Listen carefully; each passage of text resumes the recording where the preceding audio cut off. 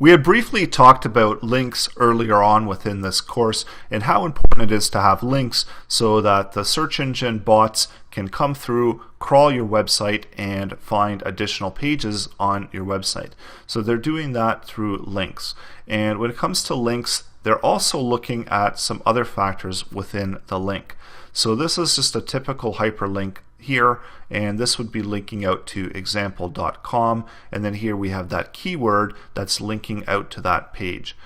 Over here we've got this rel equals no follow.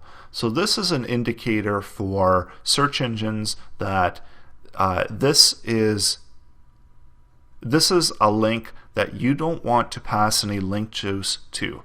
So this is the reason why a webmaster would use nofollow. So typically for paid and untrusted sites, add in the nofollow.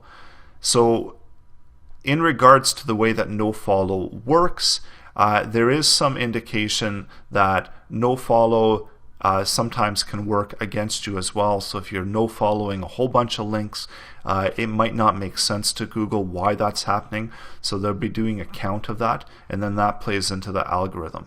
So there's a lot of things always to consider when you're doing SEO. You don't want to over SEO, and you don't want to make it look that you're attempting to manipulate search engine results, because then that's going to be harmful. And as well, when it comes to links, you don't want to be linking out to too many things. So if you've got a whole bunch of links, if you've got hundreds and hundreds of links on the web page, that's just not going to look good either. So interlinking within your website, so that's good to a certain degree. Keeping those links between the content of your website and allowing users to flow through your website with that interlinking is good. But if you're doing it strictly for SEO purposes, you're always stuffing keywords in, that's not so good. So there always has to be a good balance between how much SEO you're applying. And then lastly here, also try to use keywords within this within the content area of the hyperlink, but you want to avoid what's called keyword cannibalization. So I'll just show you, we'll go over into our example here, our web page example. So I've got some examples here of some links. So these are interpage links if they're linking to pages that are available within our website.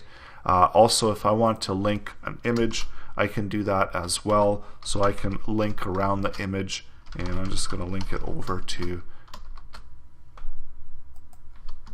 and then close off that link. So any content between that hyperlink actually becomes that hyperlink. So our image now, because it's nested between those, that hyperlink element, it's going to be our link to index.html. So we go out onto our web page and our example, we can see that this is linked now to the web page. This is linked to the web page as well. And when you type in keyword cannibalization, here's a really good definition of it. So making sure that you're not overdoing the SEO. So make sure that you're not doing too much targeting of that same keyword. And then going into Backlink Watch, which we looked at earlier, we can see that this anchor text here, so this is an indication of what text is actually linking out and within our backlinks. And when you are getting backlinks, you should have a variety of anchor text. It shouldn't always be that same anchor text linking to you, because again, this isn't going to look natural if you've got a whole bunch of the same anchor text.